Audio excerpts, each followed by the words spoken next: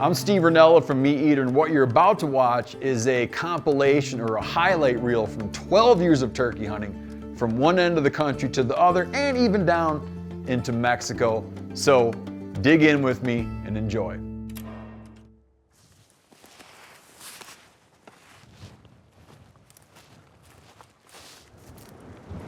This hunt was filmed in eastern Montana, which is years before where I killed my first ever turkey. Then I went on to kill like my second, third, fourth, fifth, sixth, seventh, eighth, ninth, whatever, turkeys all in this rough area. I grew up in Michigan, but the reason I got into turkey hunting in Montana is the turkey reintroduction didn't really take off in the area I grew up in until after I left. So even though I grew up in what would now be regarded as great turkey hunting area, which is West Michigan, I didn't cut my teeth on turkeys till living out in Montana. And this is all public land turkey hunting in this area. We'd run all around, and eventually, I think the first time we ever set out to film a turkey hunt for MeatEater, we went out into that area. It's changed a lot since then. Bird numbers are always going up and down, but this is still, even in this era, in early MeatEater days, it was still kind of the glory days of eastern Montana turkey hunting.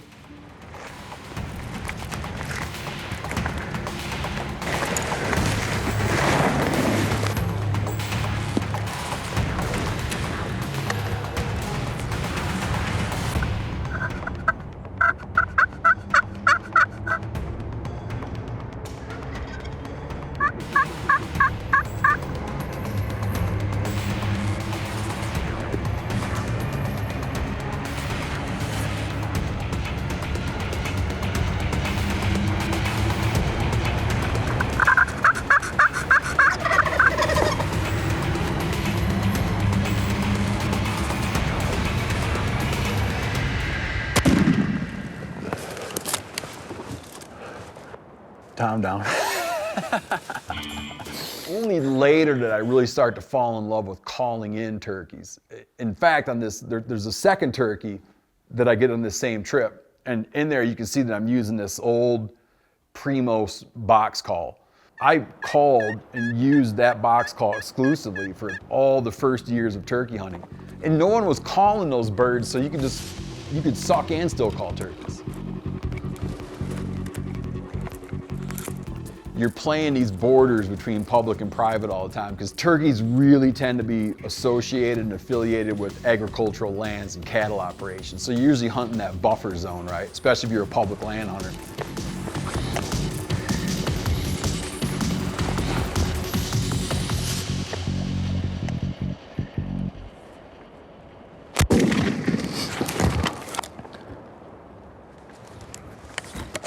I didn't hunt with a decoy back in these days.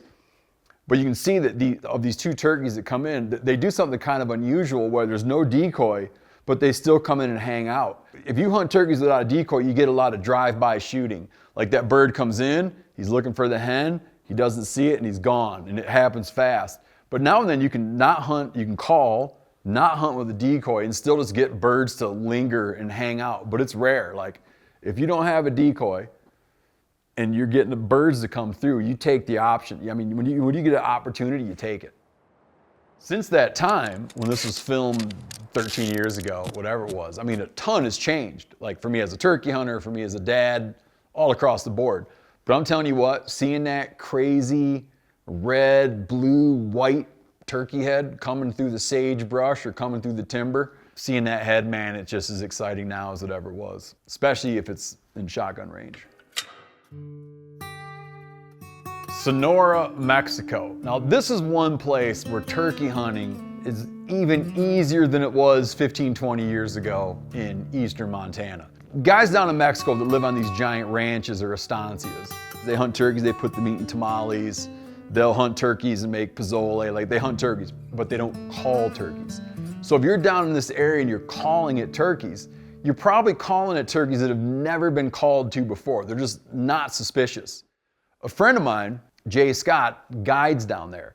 And so he'll go to these big estancias and he'll say like, listen man, I want to bring clients down to hunt turkeys. And when he does that, it kind of de-incentivizes the landowners from having their people or their cowboys shooting all the turkeys just to eat them. They'll just let them sit and let them be because they know that these things have value to Americans. So you can go down there and hunt these places, you know, 50,000, 60,000 acre places. And it is some wild turkey hunting. It's like the good old days are right now.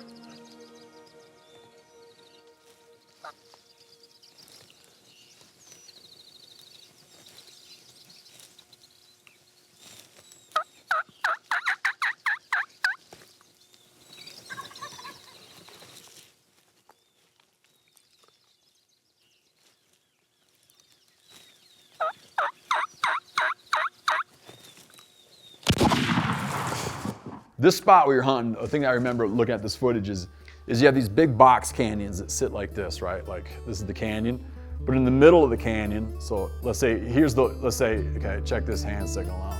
Here's the walls of a canyon, but here's a big ass sycamore tree growing in the bottom of a box canyon. The turkeys are down here, right? So instead of that turkey going fly, fly, fly, fly, fly up into the sycamore, they're smart. In the evening, they climb up the wall of the box canyon and then hop into the tree, which I could watch all day long. Now, I'm gonna tell you why a lot of guys wanna go to Sonora. There is a thing in turkey hunting, which is called the Wild Turkey Super Slam. And what this means is that you have killed all 5 subspecies of the American wild turkey. So you have the eastern wild turkey, the Osceola wild turkey down in Florida, Merriam's, Rio's, and then you have Gould's. And Gould's can only be found in Arizona and northern Mexico. And in Arizona, it's a bitch to draw a tag for a Gould's turkey. So guys that really want to get into a Gould's will often go down into Mexico. When I went down there, I wound up killing 2 Gould's turkeys. What that meant was I all of a sudden became a 2-time wild turkey super slam holder. I mean, not that would count or anything, but 2-time wild turkey super slam holder.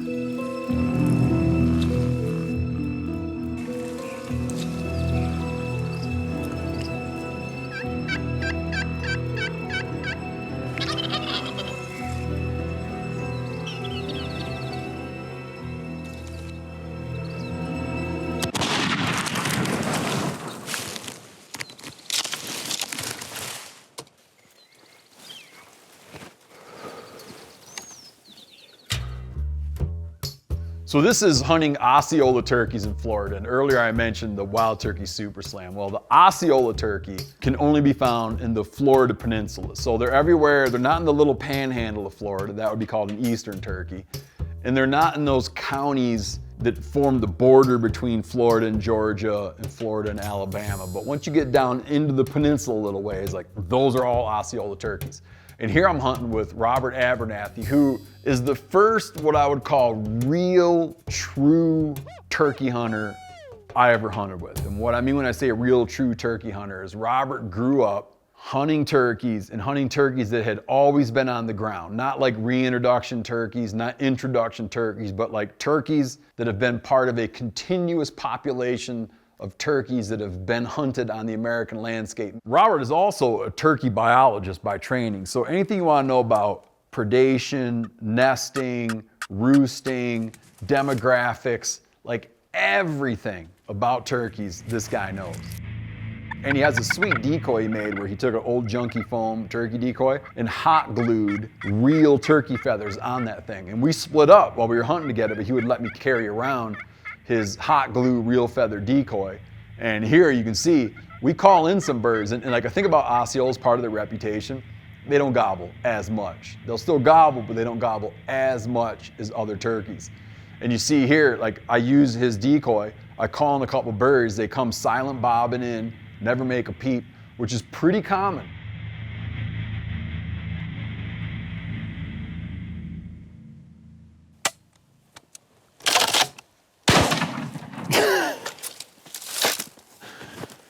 Forgot the chamber round.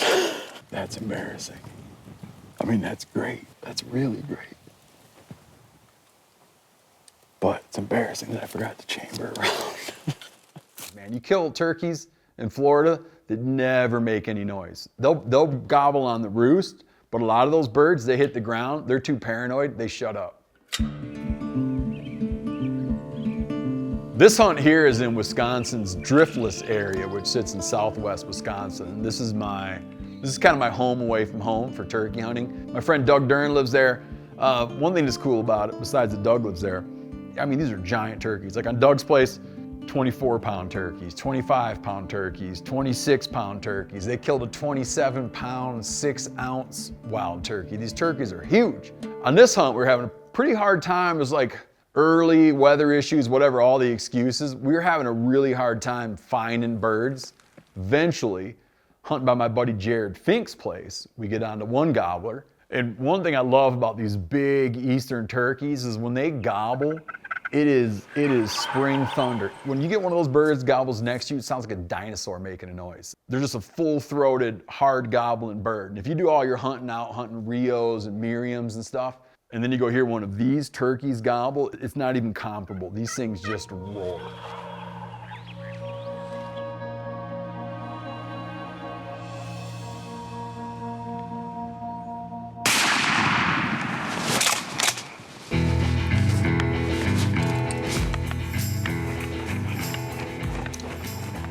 And then we wind up over at my buddy Doug's place and we kill this turkey. This is one of my favorite pieces of footage of all time, is where you can see this shotgun sticking out from a tree, and then like here comes this turkey's head basically running along that shotgun barrel so close to that shotgun and walks past it.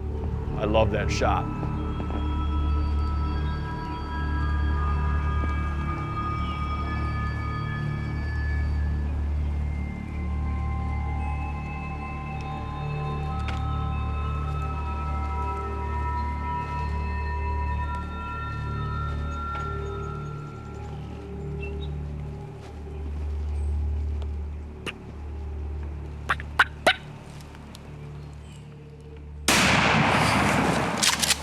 Oh, that was close.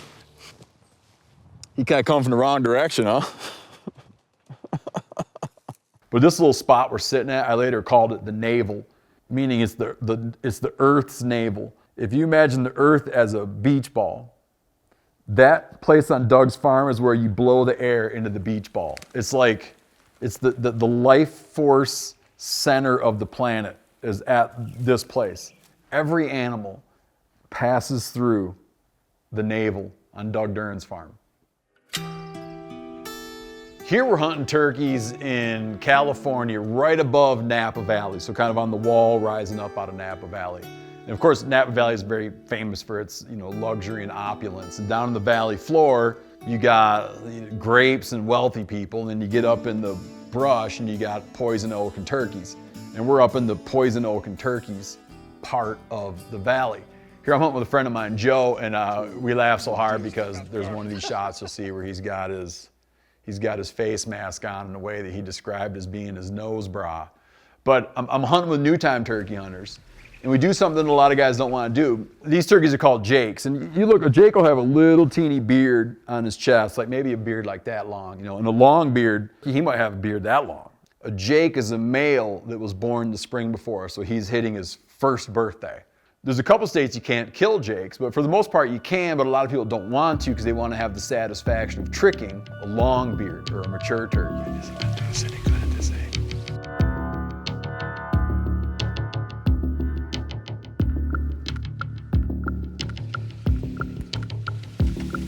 Hold still, hold still.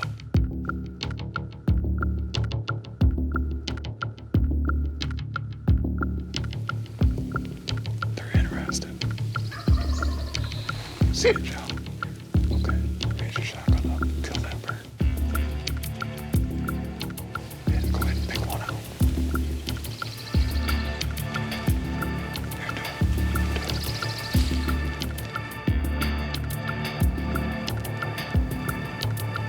Here, do it. Sit down.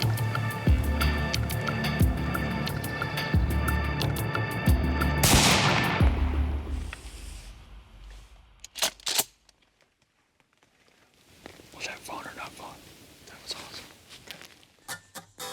From there, I jump over and I start hunting by myself, and I start hunting what we call a long beard, so like a big, mature turkey. And I got on this turkey and worked him multiple times for a long time. And at one point, I can't get him to come in. I move, he moves, he won't come in. Eventually, I just try this method, which is just call once and shut up. So this turkey kind of locks, like he knows where the call was, but he's very cautious. And so I just shut up and I wait and wait and wait. And I wait so long, you see that I take my gun off my knee and lay it down. And when the turkey shows up, he's so tight and close, I can't even lift it up. That's like a real turkey hunt lesson that comes with time, is trying to learn that and stay ready and keep your gun up on your knee so you're ready to shoot. I see more turkeys get away because people aren't ready to shoot.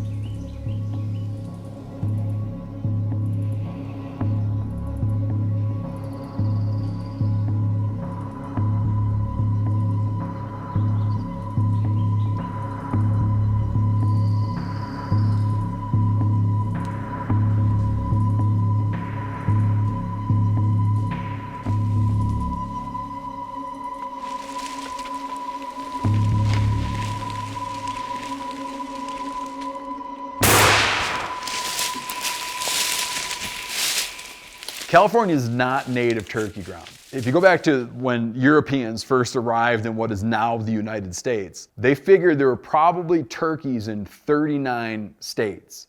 Now today, you can hunt turkeys in 49 states, everywhere but Alaska.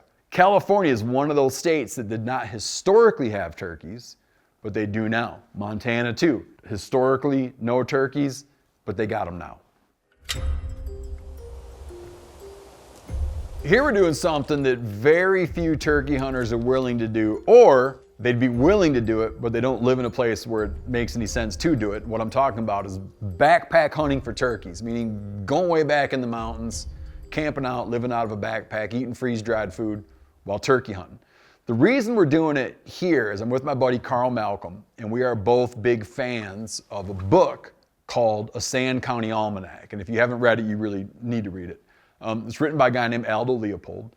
And back in the 1920s, Aldo Leopold was hunting in these same areas. He was hunting turkeys in these same areas where we're hunting turkeys. So this is a turkey hunt where we're kind of like picking our hunt location, not because it's great turkey hunting. In fact, it's very challenging turkey hunting, but we're picking it more for like historical reasons, which puts us in a bind of having a really, really challenging turkey hunt. My buddy Carl is a student of Leopold, but he's also a student of the wild turkey and does this really well because we like worked our asses off, and eventually we got into a spot, got onto a big group of jakes that were roosted, and managed to call in a couple of these jakes. And again, this is native turkey ground. This is a place where wild turkeys have always been on the ground.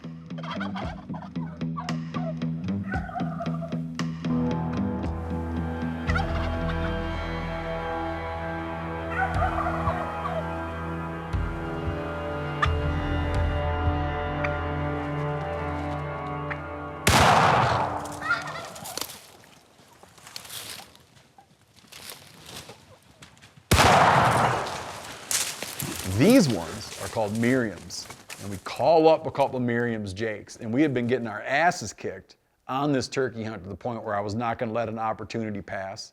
I was allowed 2 turkeys, and so I got a double here where I just pop, picked up 2 jakes, and man, after what we went through to get those birds, I was happier than I would have been had I killed 2 big old longbeards on day 1. I was euphoric after this hunt. Here we are back hunting in Montana again, and this is not eastern Montana, this is more southwest Montana. And we'd gotten our buns kicked over on public land and eventually went over to a buddy of mine. He's got a small ranch and we're hunting on here. This is one of the biggest turkey hunting mistakes I've made. And we couldn't really cover it in the episode too well, but here's what happened. We get this gobbler and he's behind us raising hell, gobbling. And we got a decoy out in front of us. And I'm getting really stressed about my colleague, Tracy, who I'm taking turkey hunting. This is her first turkey hunt. I'm getting stressed about her getting an opportunity on a turkey. Eventually this gobbler comes around and we got a decoy out in front of us, and I kind of like forget about the decoy. And I see this gobbler hauling ass on an angle.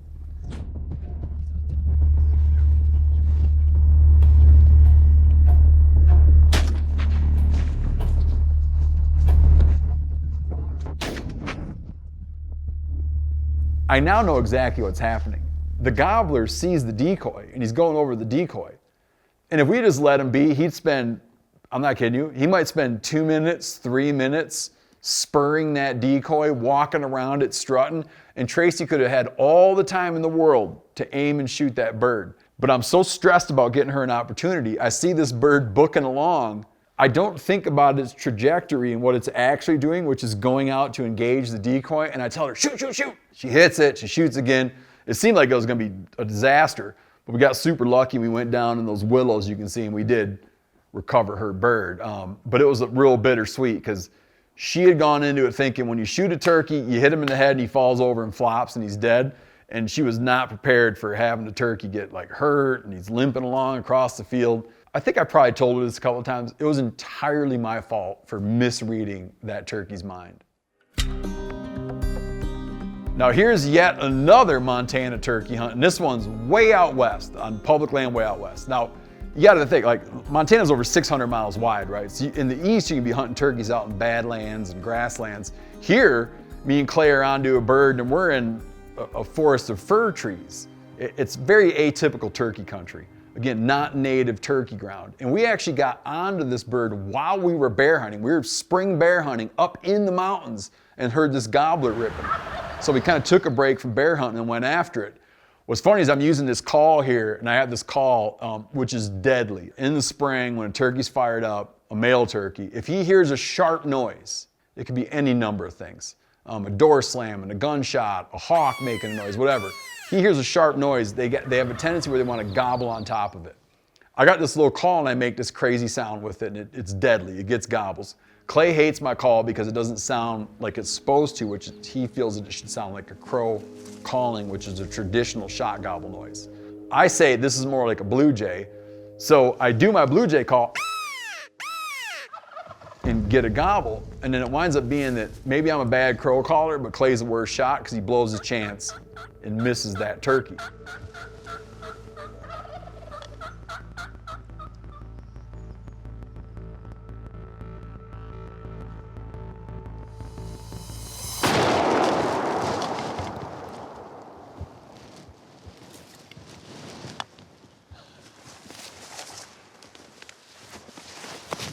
What happened? He saw us and headed up the hill. Oh, you missed him? He gobbled.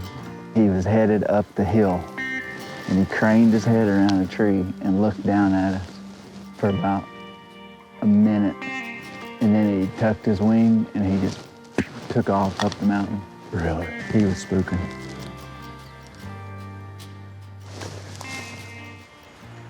Then Clay goes back to bear hunting and I stick it out on turkeys because the older I get, I like spring turkeys more than spring bears. I love spring bears, but I like spring turkeys more. So if I can go one or the other, I'm usually gonna go turkey hunting. And this again is classic Montana. I'm sitting working a bird that will not leave private land, which happens all the time in Montana where you're hunting the border country. I'm on national forest, he's down on private land, and I'm doing what you do in Montana is you're trying to draw birds off private up into public where they don't want to go, because when they go up onto public, they get harassed by dudes like me. But I worked this bird a couple days in a row, a couple hours per day, and eventually I'm able to draw him up.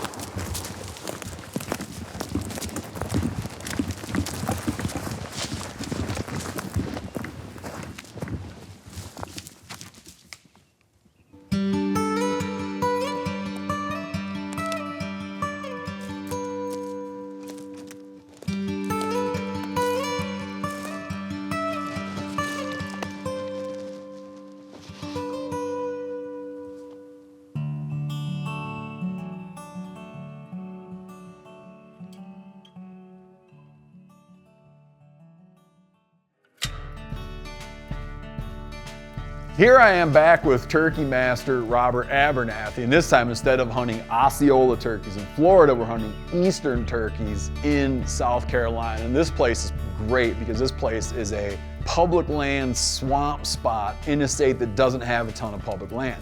When Robert's hunting public land, he likes to get up early, so early in fact. I feel like we woke up at 1. Got out in the swamp so early. We slept in the swamp for 2 hours waiting for it to get close enough to dawn to get into position. And this is after passing up alligators and copperhead snakes. Then we lay down in the swamp. You set up on birds and you're always worried about obstacles that might be in the way. Meaning if there's a fence between you and a bird you're trying to call, he'll hang up on the fence and won't cross the fence. Or the bird will hit a drainage ditch and he doesn't want to cross the drainage ditch. Or there's people that think it's hard to call them downhill or it's hard to call them uphill. Well, down in the swamp, you're calling them through everything. You're calling them across water. I kept freaking out about how these turkeys are coming and they had to cross a body of water. But this turkey just runs across a log like it's nothing.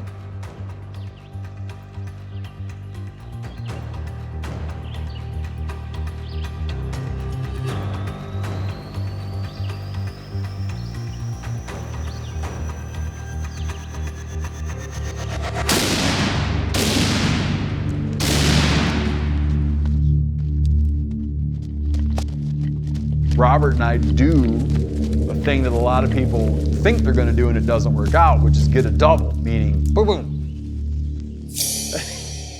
But here we pull it off and we each get a turkey. On this trip here, we're backpack hunting in the Gila wilderness area in New Mexico.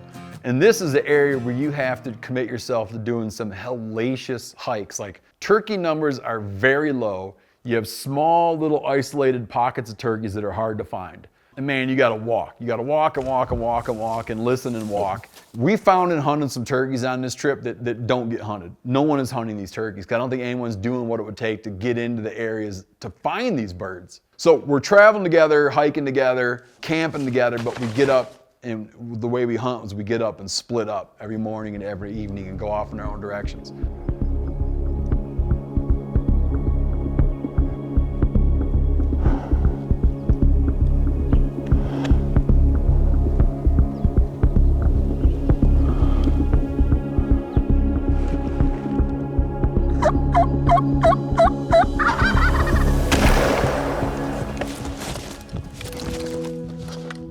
Carl got a bird, he got the first bird. And then I wound up working a gobbler for a long time, 2 days in a row.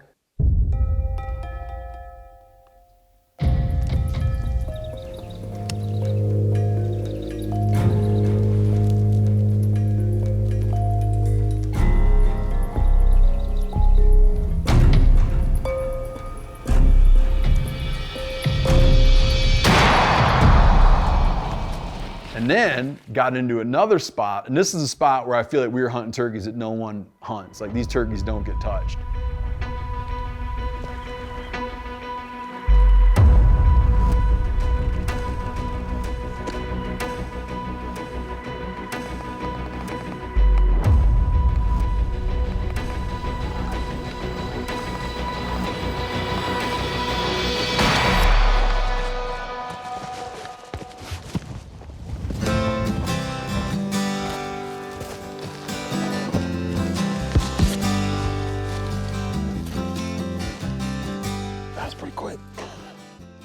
Kill it right at daybreak in an old burn. In fact, when I stand up, you can see all the ash on my pants from hunting old burned out country in the middle of the Gila.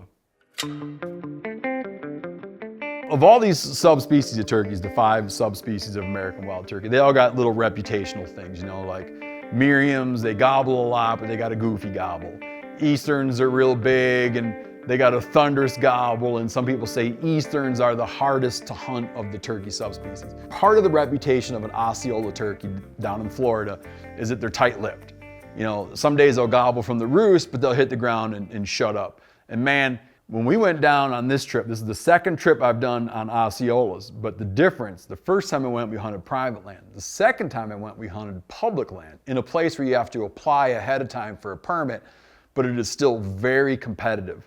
So I was in on 2 turkey kills. There's this first one when my friend Richard, who was hosting me on the trip, when Richard killed a turkey, he came in silent Bob, never made a sound.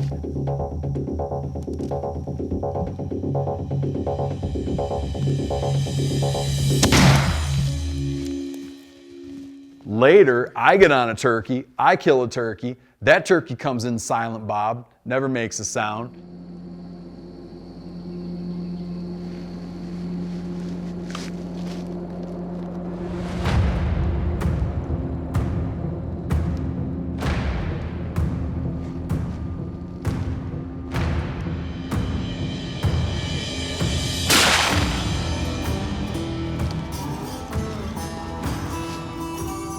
And Yanni, finally, of all the turkeys we got, Yanni got on a turkey that at least was doing a little bit of noise making, but not much.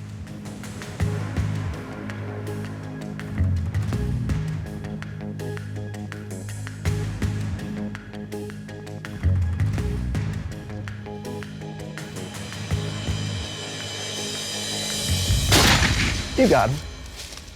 I love that Florida public land turkey hunting because it's so challenging. But here's the bummer on it. Well, there's two bummers. One, mosquitoes like you would not believe, like otherworldly mosquitoes. Two, a big part of turkey hunting is spring thunder, right? It's like hearing that pow, pow off in the woods. And some of the stuff in Florida, man, you get deprived of that. So you just walk around dying, begging, trying to do anything to get a gobble, and you can't get a gobble. But then when you get a turkey, it all seems super cool again, and you're just glad you got one, and it almost seems even cooler that he never gobbled, even though the whole time you were hunting, all you wanted to do was hear a gobble.